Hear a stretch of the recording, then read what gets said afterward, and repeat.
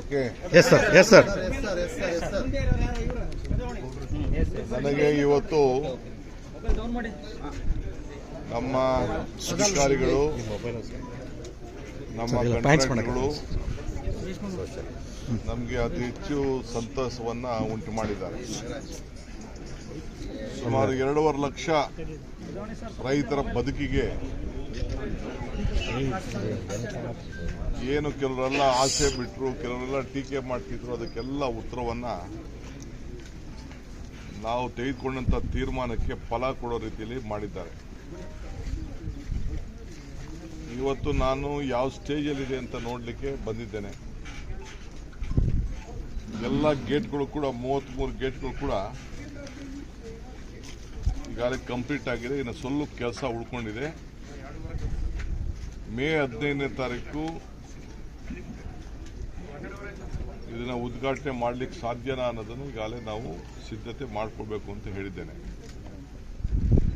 7ನೇ ತಾರೀಕಷ್ಟೊತ್ತಿಗೆ ಇನ್ನಿರೋಂಥ ಒಂದು ಕೆಲವು ಸಣ್ಣ ಕೆಲಸಗಳನ್ನು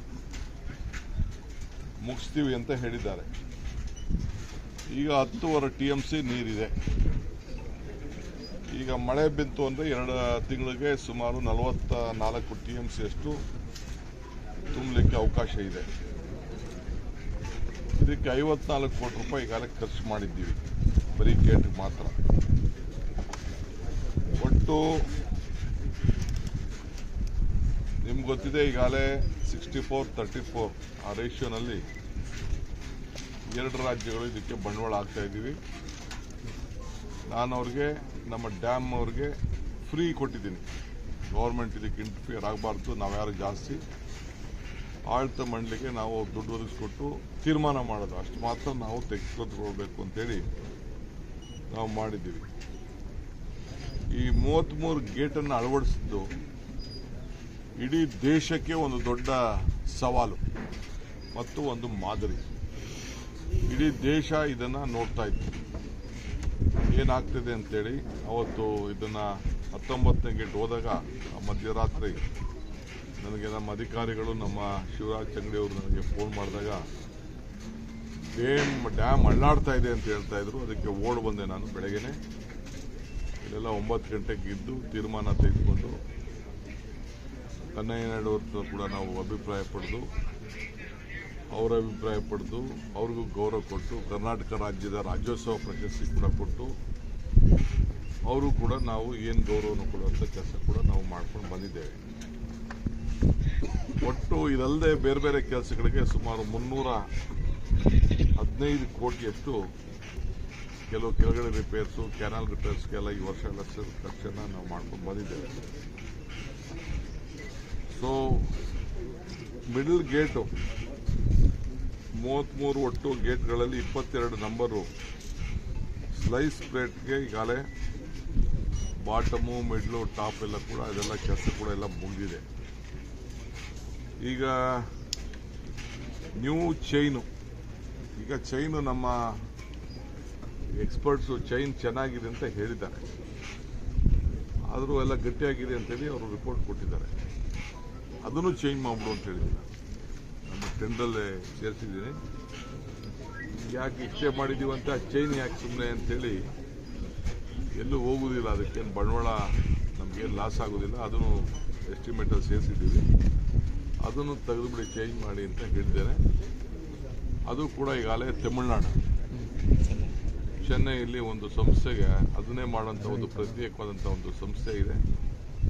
ಅವರಿಗೆ ಅದನ್ನು ಜವಾಬ್ದಾರಿಯನ್ನು ವಹಿಸಿದ್ದೇವೆ. ಬರ್ತದೆ ಬಿಡಪ್ಪ, ನಿಮ್ಮ ಕಣ್ಣೆ ಎದುರುಗಡೆ ಬರ್ತದೆ, ಅದನ್ನು ಬರಬೇಕಲ್ಲ. ಅದು ಆಯಿತು, ನಿಮ್ಮ ಟೈಮ್ ತೊಗೊಳ್ಳೋಣ, ನಿನ್ನ ಮುಹೂರ್ತಕ್ಕೆ. ಸೊ ಹಂಗೆ ಈಗೆಲ್ಲ ಕೂಡ ನಾವು ಮಾಡ್ತಾ ಇದ್ದೀವಿ. So first set of new chain, ಯಜಮಾನ ಹೊಸ ಚೈನು ಮೇ 7ನೇ ತಾರೀಕಿಗೆ ಬರ್ತದೆ ಅಂತ ನಿಗದಿ ಆಗಿದೆ. ಚೈನು ಇನ್ನು 4 ದಿನ. ಸೊ ಇನ್ನು 4 ದಿನ ಮೇ ಎಂಡ್ಗೆ ಕಂಪ್ಲೀಟ್ ಮಾಡಬೇಕು ಅಂತ ಹೇಳಿದ್ದೀವಿ. ಆದರೆ ನಾನು ಮೇ 15ನೇ ತಾರೀಕು ಇಟ್ಕೊಂಡ್ರಪ್ಪ ಗುರಿ ಅಂತ ಹೇಳಿದ್ದೀನಿ. ಏಕೆಂದರೆ ಮಳೆ ಬಂದರೆ ಇದಕ್ಕೆಲ್ಲ ನಾವು ನಾವು ರೆಡಿ ಮಾಡಬೇಕಲ್ಲ. ಸೊ ಅದಕ್ಕೆಲ್ಲ ಕೂಡ ನಾವು ಮಾಡ್ತಾ ಇದ್ದೀವಿ. ಸೊ ಎಲ್ಲ ನಾಗರಿಕರು ಭಾಳ ರೈತರೆಲ್ಲ ಭಾಳ ಖುಷಿಯಾಗಿದ್ದಾರೆ. ಅಪೋಸಿಷನ್ ಪಾರ್ಟಿಯವ್ರು ಪಾಪ ಬಂದೇನೋ ಸ್ಟೇಟ್ಮೆಂಟ್ ಕೊಡ್ತಾ ಇದ್ದಾರೆ, ಅವ್ರು ಕೊಡ್ತಾ ಇರಬೇಕಲ್ಲ, ಅವ್ರು ಕೊಡಲಿ. ಅವ್ರು ಕೊಟ್ಟಾಗ ನಾವು ಜಾಗೃತರಿಂದ ನಾವು ಕೆಲಸ ಮಾಡಬೇಕಲ್ಲ. ಸೊ ಅದಕ್ಕೆ ನಾನು ನಮ್ಮೆಲ್ಲ ಲೋಕಲ್ ಲೀಡರ್ಸು ರೈತರು ಸಹಕಾರ ಕೊಟ್ಟಿದ್ದೀರಿ. ಇದು ಶಾಶ್ವತವಾಗಿ ಇನ್ನು ಮುಂದಕ್ಕೆ 50 ವರ್ಷ ಇದಕ್ಕೆ ಆಯುಷ್ ಇರ್ತದೆ. ಸೊ 50 ವರ್ಷದವರೆಗೂ ಇನ್ನೇನು ಆಗುವುದಿಲ್ಲ ಅಂತೇಳಿ ಅವರು ನಮ್ಮ ತಜ್ಞರು ಕೂಡ ತಿಳಿಸಿದ್ದಾರೆ.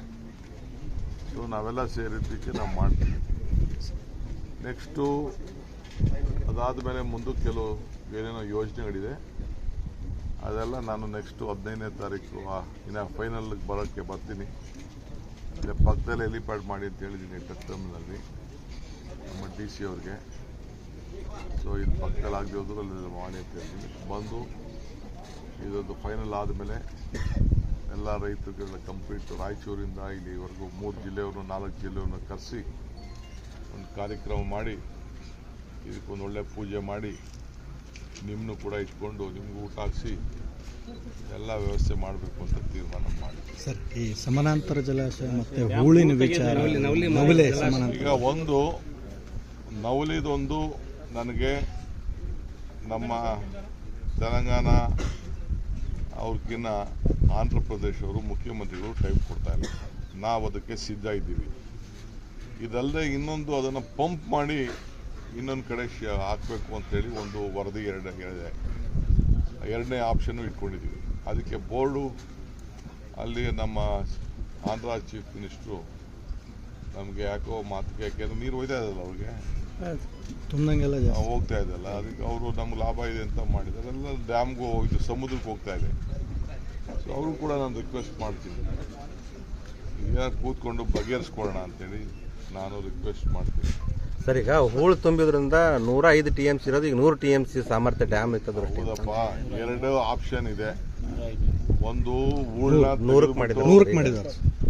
ಹೂಳನ್ನ ತೆಗೆದುಬಿಟ್ಟು ಕೆಲವರು ಜಮೀನುಗಳಿಗೆ ಹಾಕೊಳ್ಳೋಕ್ಕೆ, ಮರಳವ್ರು ಮಾಡ್ಕೊಳ್ಳೋಕ್ಕೆ ಅದಕ್ಕೆಲ್ಲ ಅವಕಾಶ ಹಿಂದೆ ಎಲ್ಲ ಒಂದು ಎಸ್ಟಿಮೇಟ್ ಆಗಿದೆ. ಈಗೂ ಕೆಲವರೆಲ್ಲ ಬರ್ತಾ ಇದ್ದಾರೆ. ಸೊ ಡ್ಯಾಮ್ ಬೋರ್ಡಲ್ಲಿ ನಾವು ಇಡ್ತೀವಿ 33 TMC ಮರಳು ತೆಗೆಯೋದು, ಮರಳಿದೆಯೋ ಅದರಿದೆಯೋ ಮಣ್ಣಿದೆಯೋ ಇದು ತೆಗೆಯೋದು ಅಷ್ಟು ಸುಲಭವಾದ ಕೆಲಸ ಅಲ್ಲ. ಇದು ಯಾರು ಪ್ರೈವೇಟ್ ಅವ್ರು ಬರಬೇಕು, ಅವ್ರದ್ದು ಏನಾದ್ರು ಲಾಭ ಮಾಡ್ಕೊಳ್ಳೋದಾದರೆ ನಮ್ಮದೇನು ಅಭ್ಯಂತರ ಇಲ್ಲ. ಬಟ್ ನಾವು ಬೋರ್ಡಲ್ಲಿ ಇದನ್ನ ತೀರ್ಮಾನ ಮಾಡಬೇಕು. ಇದು ನಮ್ಮ ಪ್ರಯಾರಿಟಿ ಇದೆ, ಅದು ಪ್ರಯಾರಿಟಿ ಇದೆ, ನವಲಿನೂ ಪ್ರಯಾರಿಟಿ ಇದೆ. ಕೆಳಗಡೆ ಇನ್ನೊಂದು ಹೊಸ ಲಿಫ್ಟ್ ಮಾಡಿಬಿಟ್ಟು ಆ ನೀರನ್ನ ಉಪಯೋಗಿಸ್ಕೊಳ್ಳೋಂಥದ್ದು ಒಂದಿದೆ. ಯಾಕೆಂದರೆ 33 TMC ನಾವು ವೇಸ್ಟ್ ಮಾಡ್ಕೊಳಕ್ಕೆ ಎಲ್ಲಿ ಲಿಫ್ಟ್ ಮಾಡ್ತೀರಿ ಸರ್? ಎಲ್ಲಿ ಲಿಫ್ಟ್ ಮಾಡ್ತೀವಿ? ಕೆಳಗಡೆ ಒಂದು ಪ್ರಪೋಸಲ್ ಇದೆ, ಬೋರ್ಡಲ್ಲಿ ಇಟ್ಟಿದ್ದೀವಿ ನಾವು. ಎಲ್ಲಿ ಸರ್? ಯಾವ ಜಾಗ? ಎಲ್ಲ ನಾವು ಟೆಕ್ನಿಕಲ್ ಇದನ್ನೆಲ್ಲ ನಾನು ಬಿಡುಗಡೆ ಮಾಡೋಕ್ಕಾಗಲ್ಲ. ತಿರ್ಗಾಲೆಲ್ಲ ಹೋಗಿ ಎತ್ಕಟ್ಬಿಡ್ತಾರೆ ಜನ. ಸರ್, ಈಗ ಚೈನಾ ಟೆಕ್ನಾಲಜಿ ಬಳಸಿ ಹುಳು ತೆಗಿಬಹುದು ಅನ್ನುವಂಥದ್ದು ಒಂದು ಚರ್ಚೆ ಇದೆ ಸರ್. ಅದೇ ಅಪ್ಪ ಹೇಳ್ತಾ ಇದ್ದೀನಿ. ಫಸ್ಟು ಬಂದಿದ್ರು, ಫಸ್ಟು ಹಿಂದೆ 2-3 ಸತಿ ಬಂದಿದ್ರು, ಅದು ಆಗಲಿಲ್ಲ. ಅವ್ರಿಗೆ ಕೊಟ್ಬಿಟ್ಟು ಹೂಳು ತೆಗೆದು ಎಲ್ಲ ಅಷ್ಟು ಹಾಕ್ತಾರೆ, ಯಾರು ತೊಗೊಂಡೋಗಿ ಯಾರು ಜಮೀನಲ್ಲಿ ಹಾಕ್ತಾರೆ, ಅವ್ರು ಉಪಯೋಗಿಸ್ಕೋಬೇಕಲ್ಲ ಜಮೀನವರು. ಆಮೇಲೆ ತೆಗಿಯೋನಿಗೂ ಬಂಡವಾಳ ವಾಪಸ್ ಬರಬೇಕಲ್ಲ, ಸರ್ಕಾರಕ್ಕೆ ಹಣ ಕಡಿಮೆ ಆಗಬೇಕು, ಅವನಿಗೂ ತೆಗಿಯೋನಿಗೂ ಮಾಡಬೇಕಲ್ಲ. ಇದು ಸರ್ಕಾರ ಮಾಡಿದ್ರೆ ಅದೊಂದು ದೊಡ್ಡ ಇಶ್ಯೂ ಆಗಿದೆ. ಸೊ ಯಾರು ಖಾಸಗಿಯವ್ರಿಗೆ ಕೊಟ್ಬಿಟ್ಟು ನೀವು ಮಾಡಿಕೊಟ್ರಪ್ಪ ಅಂತ ಹೇಳಬೇಕು. ಸೊ ಅವನ್ನೆಲ್ಲ ರೈತರುಗಳ ಹತ್ರ ಮಾತಾಡ್ಕೋಬೇಕು. ಅದೆಲ್ಲ ನಾವು ಆಲೋಚನೆ ಮಾಡಿದ್ದೀವಿ, ಅದೆಲ್ಲ ಚರ್ಚೆ ಮಾಡಿದ್ದೀವಿ. ಸೊ ನೋಡೋಣ, ಒಂದು ಗ್ಲೋಬಲ್ ಟೆಂಡರ್ ಕರಿಬೇಕು, ಅದಕ್ಕೆ ದೊಡ್ಡ ಬಂಡವಾಳ ಹಾಕುವಂಥವ್ರು. ಅಣೆಕಟ್ಟನ್ನು ಎತ್ತರ ಮಾಡಬೇಕು ಅನ್ನೋದು ಅವೆಲ್ಲ ಸುದ್ದಿ ಇಲ್ಲ. ಅಣೆಕಟ್ಟು ಸುದ್ದಿಗೆಲ್ಲ ಈಗ ಸದ್ಯಕ್ಕೆ ಹೋಗುದಿಲ್ಲ. ಇರೋ ಅಣೆಕಟ್ಟಲ್ಲೇ ಯಾವ ರೀತಿ 33 TMC ಸಮರ್ಪಕವಾಗಿ ವೇಸ್ಟ್ ಆಗ್ತಾ ಇರೋದನ್ನ ಉಪಯೋಗಿಸ್ಕೊಂಡು ನಮ್ಮ ರೈತರಿಗೆ ಸಹಾಯ ಮಾಡಬೇಕು ಅಂತ. ಸದ್ಯ ರೈತರೆಲ್ಲ ಪಾಪ ಸಮಾಧಾನದಿಂದ ನಮ್ಮ ಕೆಲಸನ ಅರ್ಥ ಮಾಡಿಕೊಂಡು ಒಂದು ಬೆಳೆನ ತ್ಯಾಗ ಮಾಡಿ ನಮಗೆ ಸಹಕಾರ ಕೊಟ್ಟಿದ್ದಾರೆ. ಅವ್ರಿಗೊಂದು ಕೋಟಿ ನಮಸ್ಕಾರಗಳು ಹೇಳ್ತೀನಿ. ರಾಜಕೀಯದವರು ಬರೀ ಸುಮ್ಮನೆ ನಿಮಗೆ ಚಟಕ್ಕೆ ಭಾಷಣಕ್ಕೆ ಇಲ್ಲಿ ಸ್ಟೇಟ್ಮೆಂಟ್ ಕೊಡೋಕೆ ಆಯ್ತಾರೆ. ಇಂಥ ಕೆಲಸ ಯಾರಾದ್ರು ಮಾಡಿದ್ರಾ? ಏನೇನೋ ಮಾತಾಡ್ತಿದ್ರು, ಅವ್ರ ಹೆಸರುಗಳೆಲ್ಲ ಹೇಳೋದು ಬೇಡ. ಸರ್, ಈಗ ಸರ್ ಇರೋ ಗೇಟ್ಗಿಂತ ಹಳೆ ಗೇಟ್ಗಿಂತ 2 ಅಡಿ ಎತ್ತರ ಮಾಡಿದೀವಿ ಸರ್ ಗೇಟ್ಗಳನ್ನ. ಈ ನೀರಿನ ಸ್ಟೋರೇಜ್ ಪ್ರಮಾಣ ನೂರಕ್ಕೆ. ಈಗ ನಾನು ಅದನ್ನ ಮಾತಾಡೋಕೆ ಹೋಗುದಿಲ್ಲ, ಅದೆಲ್ಲ ಕಾಂಟ್ರವರ್ಸಿ ಮಾತಾಡೋಕೆ ಹೋಗುದಿಲ್ಲ. ನಮ್ಮ ಡ್ಯಾಮ್ಗೆ ಭದ್ರತೆಗೆ ಏನು ಮಾಡಬೇಕು ಮಾಡಿದ್ವಿ ಸರ್. ಅಲ್ಲ ಸರ್, ಕನ್ನಯ್ಯ ನಾಯ್ಡು ಅವರೇ ಹೇಳಿದ್ದಾರೆ 100 TMCಗೆ ಅದನ್ನ ನಿಲ್ಲಿಸ್ತೀವಿ ಹೊಸ ಗೇಟ್ ಆದ್ಮೇಲೆ ಅಂತ, ಭದ್ರತೆ ದೃಷ್ಟಿಯಿಂದ. ಅವರು ಒಂದು ಟೆಕ್ನಿಕಲ್ ರಿಪೋರ್ಟ್ ಕೊಟ್ಟಿದ್ದಾರೆ. ಇದೆಲ್ಲ ಸರ್ಕಾರದವ್ರು ತೀರ್ಮಾನ ಮಾಡಬೇಕು. ಬೋರ್ಡು ಬಗ್ಗೆ ಮತ್ತೆ ಆಂಧ್ರ ಮುಖ್ಯಮಂತ್ರಿಗಳ ಜೊತೆ ಮಾತುಕತೆ ಏನಾದರೂ ನೀವು ಟೈಮ್ ಕೊಡ್ತಾ ಇಲ್ಲ, ನೀವೆಲ್ಲ ಪ್ರೆಷರೈಸ್ ಆಗಿ ಟೈಮ್ ಕೊಡೋಕೆ ಮಾಡ್ರಪ್ಪ. ಎಸ್ ಸರ್ ಈಗ ನಾಳೆ ಪ್ರಾಜೆಕ್ಟ್ ಎಸ್ ಎಂ ಕೃಷ್ಣ ಅವರಿದ್ದಾಗ ಇನ್ನೂ 2 ಫೂಟ್ ಎತ್ತಿಸ್ಬೇಕಂದ್ರೆ ಸರ್ ಅದು ಇನ್ನೂ ಹಂಗೆ ನೆನಪಿದೆ. ಹೂಳುನು ತುಂಬಿದೆ ಅದು. ಹೂಳುನು ತುಂಬಿ ಈಗ ಫಸ್ಟ್ ತುಂಗಭದ್ರ ಇರೋದು ಮಾತಾಡೋಣ ನಡೀರಿ. ಸರ್ ಈಗ ರಾಜ್ಯದಲ್ಲಿ 86,000 ಕಡತಗಳು ಪೆಂಡಿಂಗ್ ಇದಾವೆ ಸರ್ ನಾನಾ ಇಲಾಖೆಗಳಲ್ಲಿ. ಯಾಕೆ ಇದನ್ನ ಕಡತಗಳ ವಿಲೇವಾರಿ ಆಗ್ತಾ ಇಲ್ಲ ಅಂತಕ್ಕಂಥ ಸರ್ ನಾನಾ ಇಲಾಖೆಗಳಲ್ಲಿ 86,000ಕ್ಕೂ ಹೆಚ್ಚು ಪೆಂಡಿಂಗ್ ಇದೆ. ಹಾ ಸರ್, ನಾನು ಅದು ರಿಪೋರ್ಟ್ ತೆಗೆದುಕೊಂಡು ಈಗಾಗಲೇ ಸಿಎಂ ಎಲ್ಲ ಕ್ಯಾಬಿನೆಟ್ ಅಲ್ಲಿ ಎಲ್ಲ ಮಿನಿಸ್ಟರ್ ಒಂದ್ ನಿಮಿಷ ಎಲ್ಲ ಕ್ಯಾಬಿನೆಟ್ ಮಿನಿಸ್ಟರ್ಸ್ಗೆ ಯಾವ ನಿಮ್ಮ ಇಲಾಖೆಯಲ್ಲಿ ನಾವು ಏನೇನು ಡಿಸಿಷನ್ಸ್ ತಗೊಂಡಿದ್ದೀವಿ ಅವೆಲ್ಲ ಪೆಂಡಿಂಗ್ ಇಡಿ ಅಂತ ಹೇಳಿದ್ದಾರೆ. ಪೆಂಡಿಂಗ್ ಅಂತ ಕ್ಲಿಯರ್ ಮಾಡಬೇಕು ಅಂತ ಡೈರೆಕ್ಷನ್ಸ್ ಕೊಡಿ ಅಂತ ಹೇಳಿದ್ದಾರೆ. ಎಲ್ಲೆಲ್ಲಿದೆ ಅಂತ ಇಲಾಖೆಯಲ್ಲಿ ನಾವು ಹೇಳಿದ್ದೀವಿ. ನಿನ್ನೆ ಕೂಡ ನಮ್ಮ ಬಜೆಟಲ್ಲಿ ಏನೇನು ತೀರ್ಮಾನ ಮಾಡಿದ್ದೀವಿ ಎಲ್ಲ ಜೀವ ಮಾಡಬೇಕು ಅಂತ ಹೇಳಿದ್ದಾರೆ. ಅದು ಎಲ್ಲ ನಾವೆಲ್ಲ ಮಾಡ್ತೀವಿ. ನಾವು ಮಾಡೋ ಕೆಲಸ ಮಾಡ್ತೀವಿ.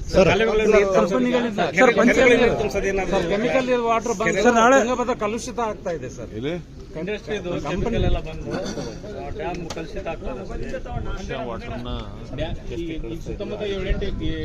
ಈಗ ನಾವು ರಿಪೋರ್ಟ್ಗಳೆಲ್ಲ ಬರ್ತಾ ಇದೆ ನಮಗೆ. ಇಂಡಸ್ಟ್ರಿ ಯಾವ ಇಂಡಸ್ಟ್ರಿ ನೀರು ಬರ್ತಾ ಇದೆ, ಇಂಡಸ್ಟ್ರಿಗಳು ಇರಬೇಕಲ್ಲಪ್ಪ. ಇಂಡಸ್ಟ್ರಿ ಇದ್ದಾಗ ಉದ್ಯೋಗ ಬರ್ತದೆ, ಉದ್ಯೋಗ ಬಂದಾಗ ದುಡ್ಡು ಬರ್ತದೆ, ದುಡ್ಡು ಬಂದಾಗ ರಾಜ್ಯ ಅಭಿವೃದ್ಧಿ ಆಗ್ತದೆ.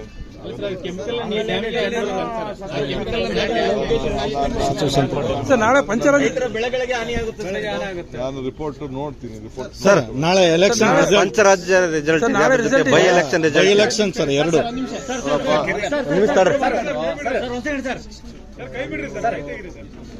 ಈಗ ಚಿಕ್ಕಮಗಳೂರಿನಲ್ಲಿ ಬಹಳ ದೊಡ್ಡ ಪ್ರಮಾಣದ ಕ್ರೈಮ್ ನಡೆದಿದೆ, ಕ್ರಿಮಿನಲ್ ಆಕ್ಟಿವಿಟೀಸ್. ಬಿಜೆಪಿಯವರು ಮಾಜಿ ಶಾಸಕರು ಕೆಲವು ಅಧಿಕಾರಿಗಳನ್ನ ಉಪಯೋಗಿಸಿಕೊಂಡು ಶೃಂಗೇರಿ ಸರ್ ಹಾ ಸರ್ ಎಲ್ಲ ಉಪಯೋಗಿಸ್ಕೊಂಡು ಅದಾದಮೇಲೆ ಟ್ಯಾಂಪರ್ ಮಾಡಿ ವೋಟ್ ಎಲ್ಲ ಕೌಂಟಿಂಗ್ ಆದಮೇಲೆ ಒಳಗಡೆ ಇಡುವಂಥ ಸಂದರ್ಭದಲ್ಲಿ ಮತ್ತು ತಿರುಗಾದ ಆದಮೇಲೆ ಬೂತ್ ಕೂಡ ಓಪನ್ ಆಗಿ ಏನು ನಮ್ಮ ಪೋಸ್ಟಲ್ ಬ್ಯಾಲೆಟ್ ಇತ್ತು ನಮ್ಮ ಕ್ಯಾಂಡಿಡೇಟ್ಗೆ ಬಂದಂಥ ವೋಟ್ ಮೇಲೆ ತಿರ್ಗಾ ಬಂಡಲ್ ತೆಗೆದುಕೊಂಡು ಒಂದೊಂದು ಮಾರ್ಕ್ ಹಾಕಿ ಬೇರೆ ಪೆನ್ನಲ್ಲೆಲ್ಲ ಮಾರ್ಕ್ ಮಾಡಿ 200ಕ್ಕೂ ಹೆಚ್ಚು ಮತಗಳನ್ನು ಆ ರೀತಿ ಡ್ಯಾಮೇಜ್ ಮಾಡಿದ್ದು ಈಗಾಗಲೇ ವರದಿಯಾಗಿದೆ. ನಮ್ಮ ಅಧಿಕಾರಿಗಳೆಲ್ಲ ಅದನ್ನು ಗಮನಿಸಿದ್ದಾರೆ. ರೂಮ್ದು ಬ್ಯಾಲೆಟ್ ಬಾಕ್ಸ್ದು ಏನೇನು ಬದಲಾವಣೆ ಆಗಿದೆ, ಯಾವ ರೀತಿ ಅದನ್ನು ಮಿಸ್ಯೂಸ್ ಆಗಿದೆ ಅನ್ನೋದು ಕೂಡ ಫೋನ್ ತಿಳಿಸಿದ್ದಾರೆ. ನಮ್ಮ ಲೋಕಲ್ ಕ್ಯಾಂಡಿಡೇಟ್ ಎಲೆಕ್ಷನ್ ಏಜೆಂಟ್ ಕೂಡ ಅವರು ಕಂಪ್ಲೇಂಟ್ ಕೊಟ್ಟಿದ್ದಾರೆ. ಹಿಂದೆ ಕೌಂಟಿಂಗ್ ಆದಮೇಲೆ ಕಂಪ್ಲೀಟು ಅವ್ರ ಏಜೆಂಟ್ಗಳು, ನಮ್ಮ ಏಜೆಂಟ್ಗಳು, ಅಧಿಕಾರಿಗಳೆಲ್ಲ ಸೇರಿ ಸಿಗ್ನೇಚರ್ ಹಾಕಿದ್ದಾರೆ. ಅದಾದ ಮೇಲೆ ಈ ತೀರಿ ಆಗಿರೋದು ಇಡೀ ದೇಶಕ್ಕೆ ಒಂದು ದೊಡ್ಡ ಕಳಂಕ. ಚುನಾವಣಾ ವ್ಯವಸ್ಥೆ, ಪ್ರಜಾಪ್ರಭುತ್ವ ವ್ಯವಸ್ಥೆಗೆ ಒಂದು ದೊಡ್ಡ ಕಳಂಕ. ಇದು ಎಲ್ಲ ರಾಜಕೀಯ ಪಕ್ಷಗಳು ಇದರಿಂದ ಬಹಳ ಹುಷಾರಾಗಿರಬೇಕು. ಈ ರೀತಿ ಒಳಗಡೆ ಸಂಚು ಮಾಡಿ ಆಮೇಲೆ ಬೇಕು ಅಂತ ಬರೀ ಪೋಸ್ಟಲ್ ಬ್ಯಾಲೆಟ್ ಮಾತ್ರ ನೀವು ಕೌಂಟ್ ಮಾಡಿ, ಕೌಂಟಿಂಗ್ ಆದಮೇಲೆ ತಿರ್ಗಾ 2 ವೋಟ್ ಜಾಸ್ತಿ ಬಂದಮೇಲೆ ತಿರ್ಗಾ ಆ ಬಂಡಲ್ ತೆಗೀರಿ, ತಿರ್ಗಾ ಬಿಜೆಪಿ ಕಾರ್ಯಕರ್ತರಿಗೆ ನೀವು ಈಚೆ ಬಂದ್ಬಿಡಿ, ತಿರ್ಗಾ ನೋಡಿ ನೆಕ್ಸ್ಟು ಇದು ಮಾತ್ರ ತೆಗೀರಿ ಅಂತೇಳಿ ಒಂದು ದೊಡ್ಡ ಸಂಚು ನಡೆಸಿ ಇವತ್ತು ಪೋಸ್ಟಲ್ ಬ್ಯಾಲೆಟ್ಗಳ ಮೇಲೆ ಅವ್ರಿಗೆ ನಮ್ಮ MLAಗೆ ಬಂದಂಥ ವೋಟನ್ನ ಮೇಲೆ ಇನ್ನೊಂದೊಂದು ವೋಟು ಮಾರ್ಕ್ ಹಾಕ್ಬಿಟ್ಟು ಇದನ್ನೆಲ್ಲ ಇನ್ವ್ಯಾಲಿಡ್ ಮಾಡಬೇಕು ಅಂತೇಳಿ ಒಂದು ದೊಡ್ಡ ಕುತಂತ್ರ ಮಾಡಿದ್ದಾರೆ, ಕ್ರಿಮಿನಲ್ ಆಕ್ಟಿವಿಟಿ ಮಾಡಿದ್ದಾರೆ. ಇದರ ಬಗ್ಗೆ ಒಂದು ದೊಡ್ಡ ತನಿಖೆ ಆಗಬೇಕಾಗಿದೆ. ನಾವು ನ್ಯಾಯಾಲಯ ಮತ್ತು ಕಾನೂನಿನ ಚೌಕಟ್ಟಿನಲ್ಲಿ ಏನೆಲ್ಲ ಆಪ್ಷನ್ಸ್ ಇದೆ ಅದನ್ನೆಲ್ಲ ಪ್ರಯೋಗ ಮಾಡ್ತೀವಿ. ಹಿಂದೆ ನಮ್ಮ MLC ವೋಟು ನಮಗೆ ಜಾಸ್ತಿ ವೋಟ್ ಬಂದಿತ್ತು, ಅದು ರೀಕೌಂಟ್ ಆಯಿತು. ಇನ್ನು 1 ವರ್ಷ ಆದ್ರೂ ಅದನ್ನು ಕೋರ್ಟ್ಗೆ ಹೋಗಿ ತಡೆಯಾಜ್ಞೆ ಆಗಿ ಮಾಡಿದ್ರು. ನಾವು ಅದಕ್ಕೆ ಈ ರೀತಿ ನಾವು ಮಾಡೋಕ್ಕೆ ಹೋಗಲಿಲ್ಲ. ಸುಪ್ರೀಂ ಕೋರ್ಟಲ್ಲಿ ಕರೆಕ್ಟಾಗಿ ನ್ಯಾಯ ಇದೆ ಅಂತ ಅಂದ್ಬಿಟ್ಟು ಸುಪ್ರೀಂ ಕೋರ್ಟ್ಗೆ ಹೋಗಲಿಲ್ಲ. ಕೊನೆಗೆ ಈ ರೀತಿ ಒಂದು ದೊಡ್ಡ ಷಡ್ಯಂತ್ರ ಮಾಡ್ಕೊಂಡು ಬಂದಿದ್ದಾರೆ. ಹಿಂದೆ ಪಕ್ಕದಲ್ಲಿ ಜಯನಗರದಲ್ಲೂ ಈ ರೀತಿ ಮಾಡಿದ್ರು, ಅಧಿಕಾರ ಉಪಯೋಗಿಸ್ಕೊಂಡು ಇಲ್ಲೂ ಕೂಡ ಅವರ ಅಧಿಕಾರಿಗಳು ಇದು ಮಾಡಿದ್ದಾರೆ. ನಾವು ನ್ಯಾಯಾಲಯದ ಹೋರಾಟ ಮಾಡ್ತೀವಿ. ನಮಗೆ ಕಾನೂನಲ್ಲಿ ಗೌರವ ಇದೆ. ಈ ರೀತಿ ಮಾಡಿರೋದು ಇಡೀ ಪ್ರಜಾಪ್ರಭುತ್ವ ವ್ಯವಸ್ಥೆಗೆ ಒಂದು ದೊಡ್ಡ ಮಾರಕ. ನಾವು ಇದರ ಬಗ್ಗೆ ಏನು ತನಿಖೆ ಮಾಡಿಸ್ಬೇಕು ಖಂಡಿತ ಆ ತನಿಖೆಗೆ ಸರ್. ಈಗ ಜೀವರಾಜ್ ಆಳ್ವ ಒಂದ್ ನಿಮಿಷ ಜೀವರಾಜ್ ಆಳ್ವ ಕಡೆಯವರು 4 ಜನ ಸರಿಯಾಗಿ ಸೈನ್ ಮಾಡಿಲ್ಲ, ಜೊತೆ ಗೌಡ್ರ ಕಡೆಯವರು ಸರಿಯಾಗಿ ಸೈನ್ ಮಾಡಿಲ್ಲ ಅಂತ ಹೋಮ್ ಮಿನಿಸ್ಟರ್ ಸ್ಟೇಟ್ಮೆಂಟ್ ಮಾಡ್ತಾರೆ. ಅಲ್ಲ, ನಾನು ತೆಗೆದು ಮಾತಾಡ್ತೀನಿ. ಎಲ್ಲ ಸಿಗ್ನೇಚರ್ ಮಾಡಿದ್ದೆಲ್ಲ ದಾಖಲೆಗಳಿದೆ. ಇಲ್ಲ ಅಂತಾರ ನಿಮ್ಮ ಹೋಮ್ ಮಿನಿಸ್ಟರ್ ಹೇಳಿದ್ದಾರೆ. ನನ್ನ ಹತ್ರ ಪೇಪರ್ಸ್ ಇದೆ ರೀ, ನಾನು ರಿಪೋರ್ಟ್ ತರಿಸ್ಕೊಂಡಿದ್ದೀನಿ. Yes sir. Sir by election ನಾಳೆ ಬೈ ಎಲೆಕ್ಷನ್ ಇದೆ ಸರ್.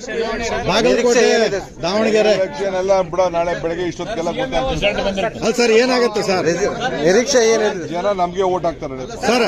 ಸರ್ ಭಾಗ್ಯಲಕ್ಷ್ಮಿ ಬಂದಿದ್ದಾರೆ, ಸಿಎಂ ಆಗ್ತೀರಾ?